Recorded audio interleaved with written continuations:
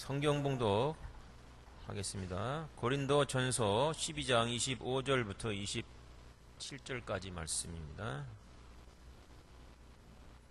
12장 25절부터 27절까지만 제가 봉독해 드리도록 하겠습니다. 몸 가운데서 분쟁이 없고 오직 여러 지체가 서로 같이 돌보게 하셨느니라. 만일 한 지체가 고통을 받으면 모든 지체가 함께 고통을 받고 한 지체가 영광을 얻으면 모든 지체가 함께 즐거워하느니라. 너희는 그리스도의 몸이요 지체의 각 부분이라. 아멘. 한 번 더 하겠습니다. 함께 예배하게 돼서 행복합니다. 네.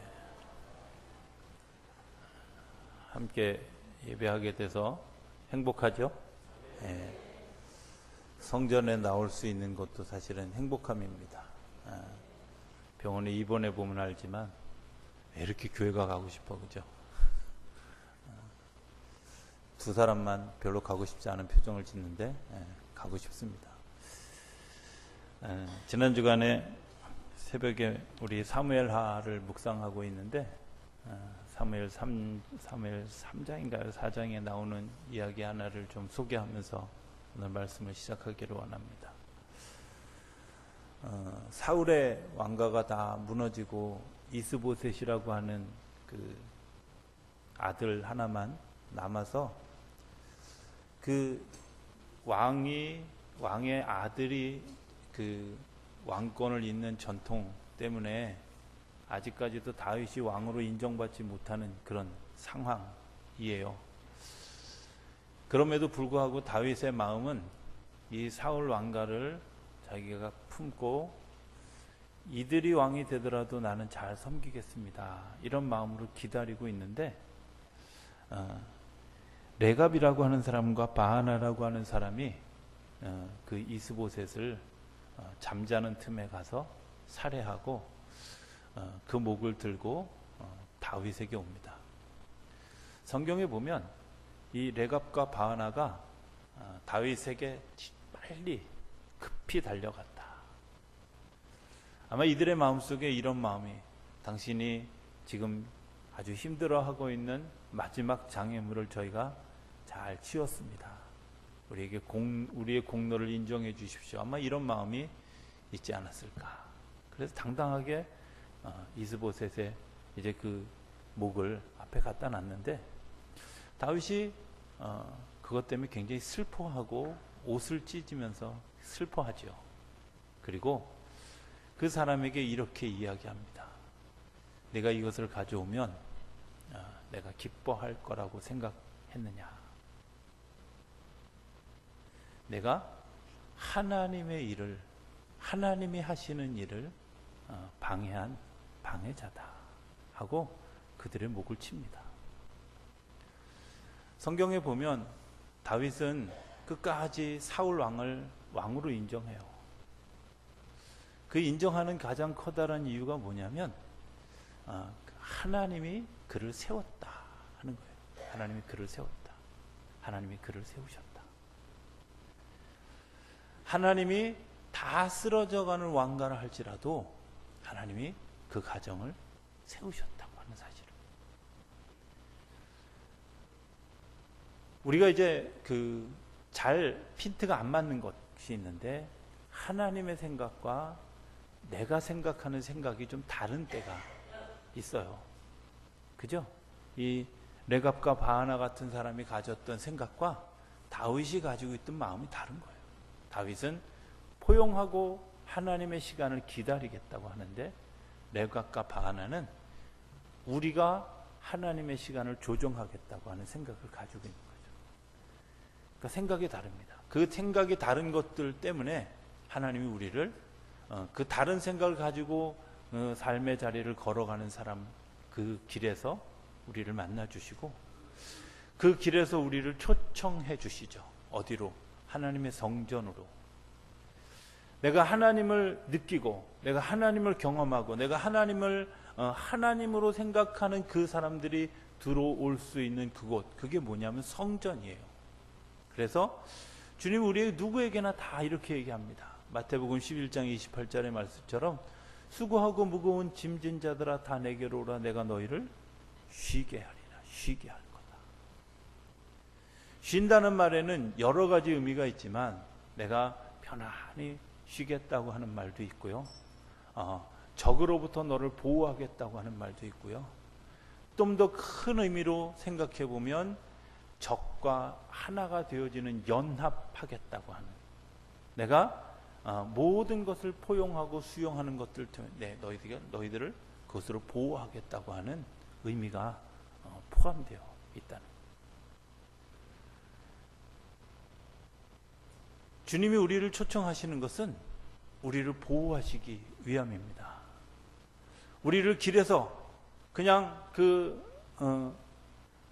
자기 고향으로 가든 그런 엠마오로 가든 그 제자들을 만나서 길에서 만나서 그들의 삶을 뜨겁게 변화시켜서 다시 예루살렘으로 돌아가게 하셨던 하나님, 내가 삶의 자리에 방황하고 있는 하갈의 그 걸음, 그 길에서 만나주셔서 그를 다시 집으로 돌아가게 하신 하나님, 그리고 집을 나와서 갈 데 없는 야곱을 그 길에서 만나주셔서 그에게 가야 할 곳에 확신을 가지게 하시는 하나님의 역사가 오늘 우리 가운데도 있다는 거죠.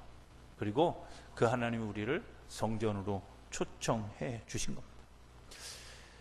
제한이 없습니다. 누구나 오라고 했습니다.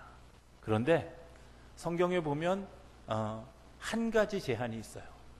다 데리고 와서 채웠는데 의복을 입지 않은 사람, 예복을 입지 않은 사람에 대해서는 오히려 데려온 사람을 쫓아냈어요. 그 예복이 뭐냐? 내가 하나님을 하나님으로 인정하는 거죠. 내가 하나님을 하나님으로 고백하는 거예요. 그래서 성전에 보면 성전에는 동문만 열려 있어요. 동문이 조그만 문이 아니라 동쪽 전체를 다 열어놓은 동문이에요. 왜 동문으로만 들어오라고 했을까? 하나님을 하나님으로 인정하는 사람들만 그 길을 들어옵니다. 나는 하나님을 하나님으로 인정할 수 없습니다. 안 들어가도 돼요. 그러나 모든 사람에 대해서 내가 문을 열어놨다. 나를 하나님으로 인정하는 그 사람. 그래서 그 하나님으로 인정하는 사람, 그 하나님 안에 들어와서, 하나님의 은혜 안에 들어와서 내가 쉼을 얻으라고, 하나가 되어지라고, 연합하라고 하나님 우리를 부르시는 줄로 믿습니다. 여러분들, 그게 성전의 시작이에요. 그러니까 성전에 들어올 때 우리가 어떤 마음을 가져올까? 내가 하나님을 만나는 마음으로, 그리고 하나님과 교제하는 마음으로, 그리고 하나님께서 주시는 쉼을 누리는 그런 마음으로, 그리고 하나님께서 주시는 연합을 누리는 마음으로 성전에 오는 거죠. 길에서는 나그네 길이기 때문에 성전이 그 마음의 안식을 누리기 어렵습니다. 그렇죠? 길에서는 연합하기 어렵습니다. 길에서는 누군가를 만날 수 있지만 하나님의 성전은 그 사람들과 하나가 되어지고 그 사람들이 쉼을 누리는 그런 자리라고 하는 겁니다. 저는 이런 생각을 해봅니다. 하나님이 우리를 초청해 주시는 그 이면에 어떤 마음이 있을까? 이런 거 아니겠어요? 여러분들, 말을 하는 게 쉬울까요? 아니면 듣는 게 쉬울까요? 말하는 게 쉽습니다. 듣는 게 훨씬 어렵습니다. 처음에 그 상담을 배우면서 잘 들어야 된다. 경청이 중요하다. 경청이 50%를 좌우한다. 그래서 제가요, 처음에 이게 훈련 안 된 사람이 잘 들어주려고 귀를 쓰고 딱 했는데 5분 지나니까 졸리기 시작하고 눈꺼풀이 내려앉기 시작하더라고요. 그 다음에 10분 지나니까 귀에서 윙윙대고 잘 소리가 들리지도 않더라고요.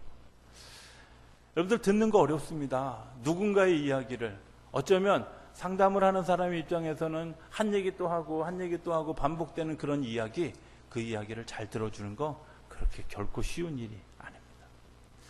저는 가끔 이런 생각을 해봅니다. 하나님이 나의 이야기를 들으시느냐고 얼마나 힘드실까. 나의 이야기를, 어제도 오늘도 똑같은 이야기, 어제도 오늘도 똑같은 그런 마음, 똑같은 생각을, 그리고 똑같은 이야기를 마치 녹음기 틀어온 듯이 하는 우리의 기도를 들으시면서 하나님 얼마나 어려우실까, 이런 생각.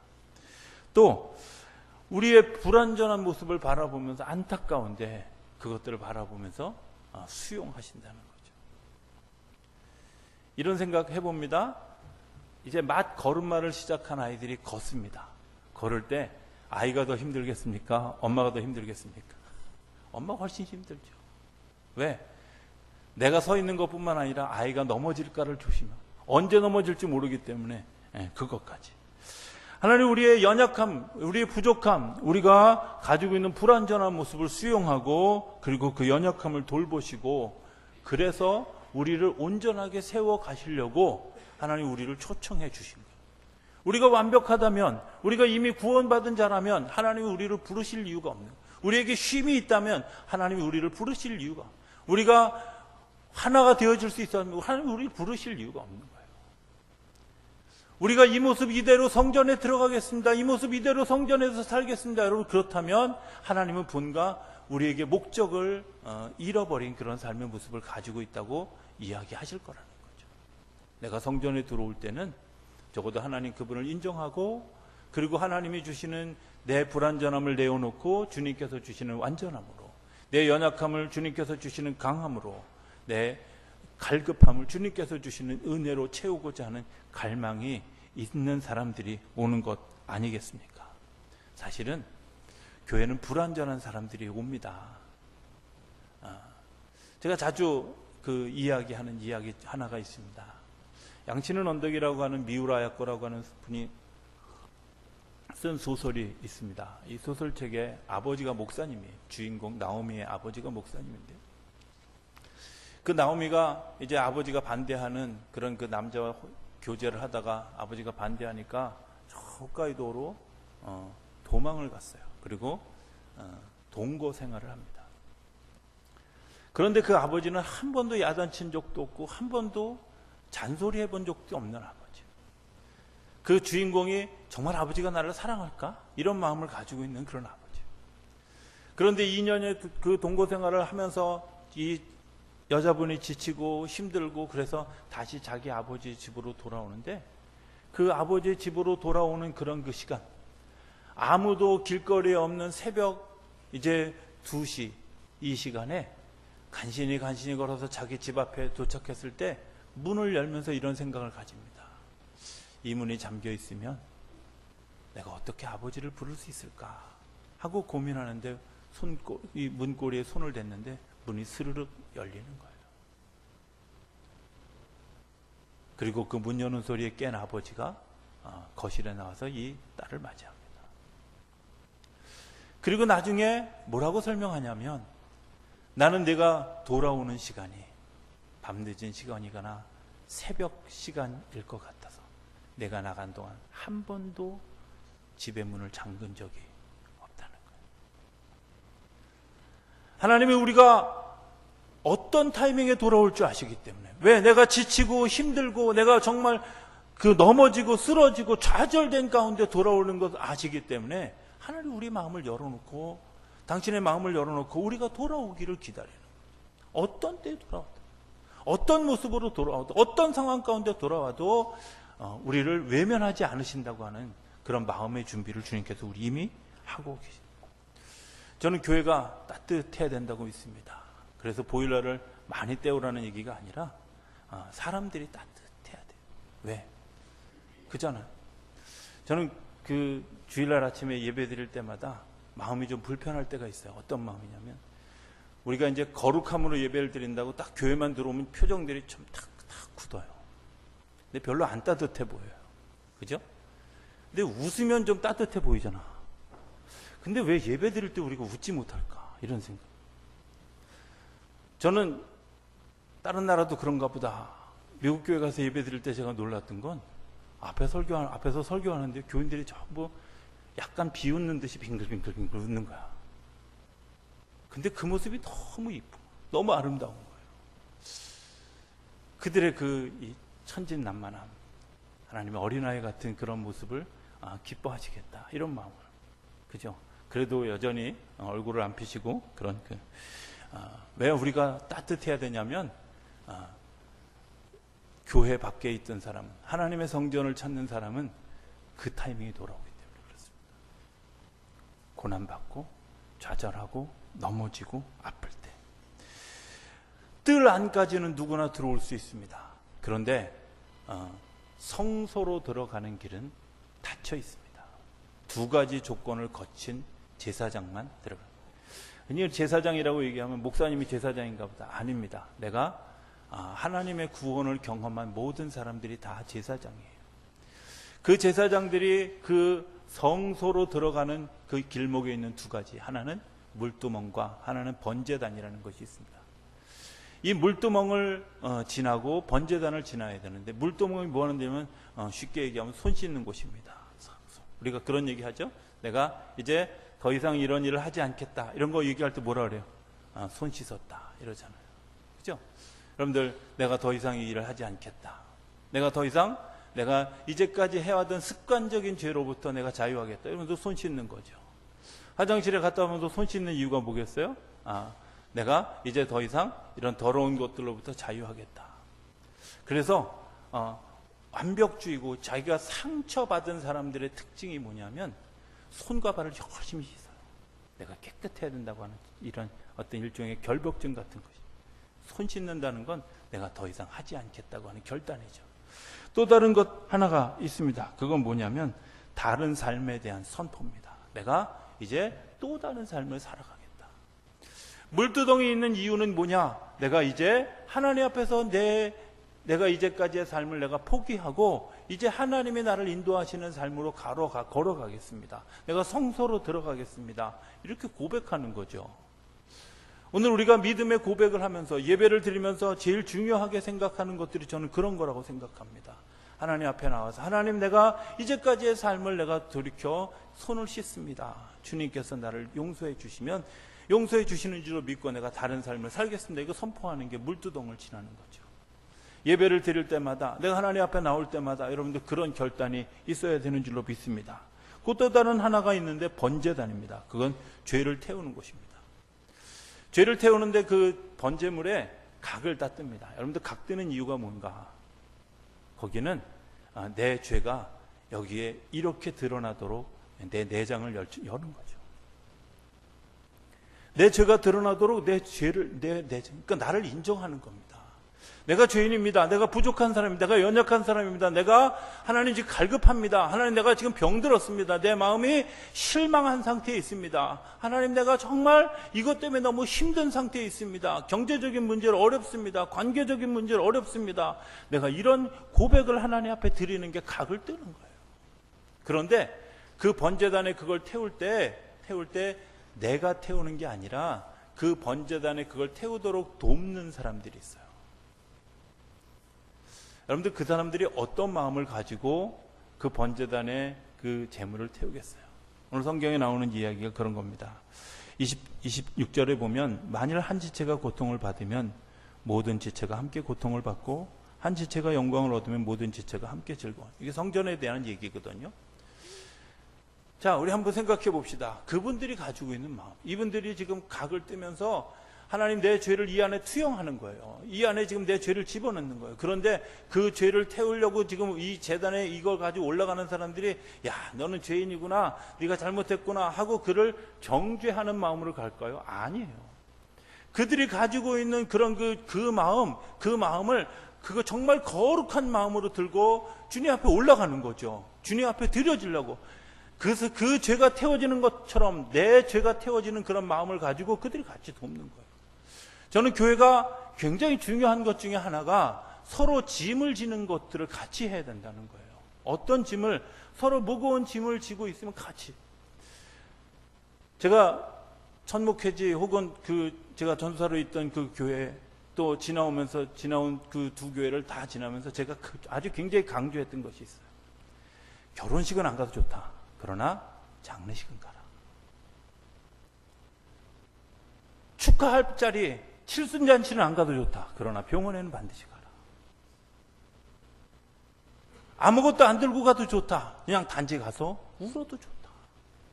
내가 너와 함께 있다는 것을 내가 좀 기억했으면 좋겠다. 하나님, 우리의 삶의 자리가 어렵고 힘들 때 한 번도 외면하지 않으시고 우리를 찾아오셨어요. 왜? 짐을 지려고, 우리의 짐을 져주시려고, 우리의 아픔을 같이 감당하시려고, 우리가 고통받고 있는 것을 같이 고통받으시려고 주님께서 이 땅까지도 내려오셨다는 거예요. 교회는 뜰 안에 들어온 사람들이 어떤 마음을 가져야 되느냐 하면, 당신과 내가 이 한 공동체에 있습니다. 당신과 내가 하나 된 공동체 가운데 있습니다. 그 공동체 가운데 있는 것을 확인하는 것이 뭐냐? 당신이 고통스럽으니까 나도 그 고통스러움에 같이 동참합니다.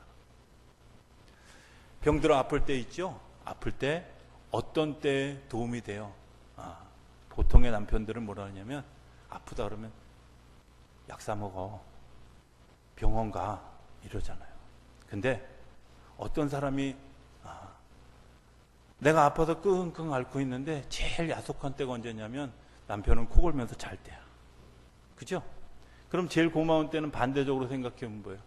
아픈데 옆에서 자기도 졸려서 끄떡끄떡대면서도 그곳에 같이 아파하는 것이 사실은 진짜 위로가 되잖아요. 그러면 교회가 어떻게 해야 될까? 아파하는 부분들에 대해서 같이 아파요. 고통받고 있는 자리에 같이 가요. 힘들어하는 것들을 같이 짐을 지고 가는 거예요. 여러분들, 그게 교회입니다. 저는 교회가 서야 되는 가장 중요한 것 중에 하나가 쉼이 있는 자리여야 된다고 믿습니다. 그 쉼은 하나님이 우리를 초청해 주셔서 하나님의 사람 된 사람들이 같이 짐을 지는 겁니다. 그것 때문에 같이 기도하고, 그것 때문에 같이 힘들어하고. 대부분 신유의 은사 있는 분들이 하는 이야기가 있습니다.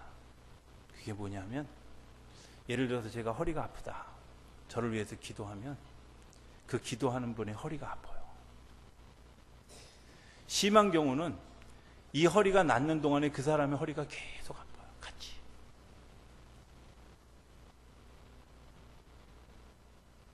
어떤 사람이 위의 아픔을 겪고 있다. 그럼 위가 아파요. 같이. 고통을 느껴요. 저는 예전에 그런 은사 있으면 이야 좋겠다 이렇게 생각했는데, 그 은사가 너무 큰 십자가야. 저분이 고통스러워하고 아파하는 것을 알면 같이 기도해야 되고요. 그것 때문에 같이 기도해야 되고, 같이 마음을 나눠야 되고 하는 것들이 그 은사 속에 누리고 있는 의무가 포함되어 있어요.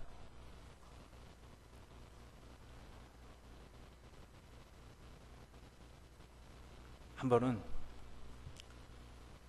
금요 심야 예배를 끝나고 났는데, 그 다음날 계속 제가 오른쪽 무릎이 아픈 적은 있어도 왼쪽 무릎이 아픈 적은 없었거든요. 하루 종일 왼쪽 무릎이 아픈 거예요. 왜 그럴까? 토요일 날 저녁 때쯤 됐는데 생각이 난 거예요. 어제 철야 예배 때, 심야 예배 때 어떤 분 기도를 해줬는데 그분이 무릎 아프다 그랬어. 이런 생각이 들어서 통증이 다 끝날 때쯤 돼서 제가 전화를 했어요. 권사님, 무릎 다 났어요? 오늘 하루 종일 아프더니 다 났대. 난 시점을 제가 물었더니 저랑 거의 같은 시점에 나. 같이 고통스러워하는 거예요. 하나님이 우리에게 베푸시는 은혜가 뭐냐? 하나님이 우리와 더불어 같이 아파하신다는 거죠. 번제단을 드리는 건 내가 죄인이라는 걸 인정하라는 얘기가 아닙니다. 내가 작은 것, 내가 연약한 것, 내가 부족한 것 고백하면 하나님이 우리를 세워. 저는 교회가 반드시 있어야 하는 가장 중요한 것 중에 하나, 같이 짐을 나눠지는 그런 삶의 모습이 있어야 한다고 하는 겁니다. 저는 우리 교회 그 지하 공간을 한 공간으로 쓰기를 제가 기도하고 있습니다. 왜 진행 안 하느냐? 기다리는 겁니다.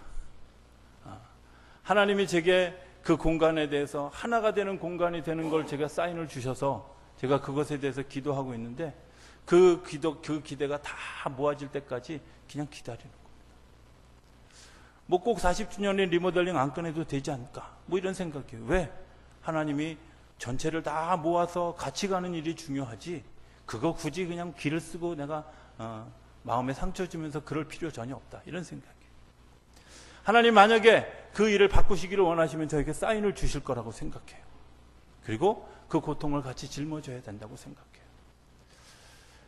제가 우리 성도님들에게 그런 부탁을 하는 경우가 되게 많이 있습니다. 기도하십시오. 기도해 주십시오. 여러분들 기도할 때 하나님의 마음이 모아집니다. 하나님의 사인이 주어집니다. 기도할 때 하나님께서 우리에게 사인해 주시고, 우리가 말씀을 묵상할 때 하나님의 말씀을 듣게 하시고, 우리가 하나님을 바라볼 때 하나님이 우리에게 주시는 것들을 경험하게 합니다. 저는 리모델링 하면서 가장 중요한 것이 뭘까? 그것은 기도하는 겁니다. 하나님이 어떻게 인도하시는가를 듣는 것이 더 중요합니다. 그리고 하나님이 이끄시는 것을 중요합니다. 두 목사님의 예만 들고 설교를 마치기 원합니다. 한 목사님은 지금도 저랑 같이 자주 만나는 목사님입니다. 이 목사님이 교회를 건축했습니다. 부천에 아주 큰 교회를, 제 기억에 저희보다 더 규모가 한 60억 들여서, 그 당시에 60억 들여서 큰 교회를 지었어요. 근데 결국은 파산하고 말았어요. 나중에 파산하게 되어졌을 때 하나님 앞에 질문했다는 거예요. 하나님 왜 그러셨어요? 이렇게 말해요. 너 나한테 교회 건축하겠다고 했지, 교회를 뭐 대리석으로 꾸미고 큰 돌을 가져다 꾸미고 이런 것들은 너 나한테 결제받지 않았다. 내가 그 부분에 대해서만 너에게 질문한다. 나는 너에게 그렇게 하라고 허락해 준 적이 없다는 거예요. 그리고 그분이 다시 하나님의 뜻을 따라서 한 걸음 한 걸음을 다시 걷기 시작해서 하나님의 방법대로, 하나님의 인도하심대로 목회를 해나가는 모습. 또 한 분은 우리가 지금 예수님의 사람이라고 하는 그 교재를 가지고 공부하고 있는데, 그 교재를 쓰신 유기성 목사님이 부산에서 있었대요. 어떤 분이 너무 반대를 하셔서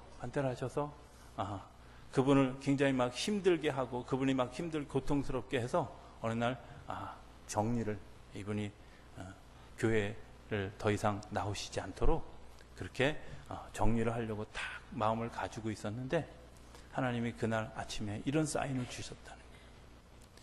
나는 성전이 지어지는 것보다 지어지지 않아도 좋으니까 사람 하나를 잃어버리는 것 싫다, 이러셨다. 물론 기간보다 더 긴 기간이 걸려서 성전을 다시 지었습니다. 그런데 하나님이 그 성전에 그 사람도, 그리고 모든 사람이 다 같이 있는 그것에 대해서 기뻐하셨다. 그런 고백을 그 책 가운데서 그렇지 않습니까? 저는 교회가 하나 되는 일이 무엇보다도 중요하다고 믿습니다. 왜? 주님이 성전을 세우시는 가장 커다란 이유는 우리를 우리 되게 하시기 위해서, 하나 되게 하시기 위해서. 내가 이전에 가졌던 내 죄의 습관 씻고 새롭게 살겠습니다, 결단하는 물두멍에서 이루어졌다면, 번제단 앞에서 우리가 성소로 하나님의 더 깊은 마음으로 나아가는 데 있어서 그 번제단 앞에서 우리의 죄와 우리의 허물과 우리의 부족함과 우리의 생각과 우리의 마음을 내려놓고 태워놓고 주님께서 인도하시는 길로 걸어가는 것, 그게 성전이라고 믿습니다. 성전이 리모델링 되어지기를 기도하고 있습니다. 저는 할 수 있으면 올해 40주년이 되어지는 이때 할 수 있게 되기를 기도합니다. 그러나 반대하는 사람들의 이야기를 다 듣고 그들이 모두 기도함으로 수용할 때까지 기다릴 작정입니다. 그리고 하나 되어져서 갈 겁니다. 하나 되지 않는다면 그 성전도 하나님이 기뻐하시지 않을 것이라고 믿기 때문에 그렇습니다. 말씀을 정리합니다. 우리가 뜰 안에 머물러 있으면 그 성소 안에 있는 말씀과 또 분향단과 그리고 생명의 빛을 비치는 그런 그 금초대를 경험할 수가 없습니다. 뜰 안에 머무르는 건 내가 그리스도 안에 있긴 하지만 하나님의 마음을 알지는 못합니다. 하나님의 마음을 알기를 원하십니까? 우리가 주님을 고백하고 들어오고 손을 씹고 우리의 죄를 고백하고 연합되어지는, 함께 고통받고 함께 즐거움을 누리는 그런 일들이 우리 가운데 일어날 때 그 성소로 들어가는 역사가 일어나게 되는 줄로 믿습니다. 이 한 주간 우리가 기도하면서 주님 앞에 나아가고 주님께서 주시는 그 마음 때문에 우리 교회가 그 하나된 마음을 가지고 또 다른 성소를 향해 걸음을 걸어가는 우리 모두의 삶이 되어줄 수 있게 되기를 주 이름으로 축원합니다. 기도하겠습니다. 저희들을 사랑하신 아버지 하나님, 저희들을 초청해 주셔서 감사합니다. 쉼을 주셔서 감사합니다. 그리고 하나 될 마음을 주셔서 감사합니다. 아픔을 겪는 일 같이 아파하고 즐거워하는 일을 같이 축하할 수 있도록 인도해 주셔서 감사합니다. 하나님, 우리가 진정으로 그리스도 안에서 한 영으로 하나 되어지는 우리 모두가 되어질 수 있도록 인도하여 주시옵소서. 그래서 그 하나됨으로 인하여 하나님께 영광을 돌려드리고 성소로 나아가는 우리 모두가 되어질 수 있도록 축복하여 주시옵소서. 예수님의 이름으로 기도드립니다. 아멘.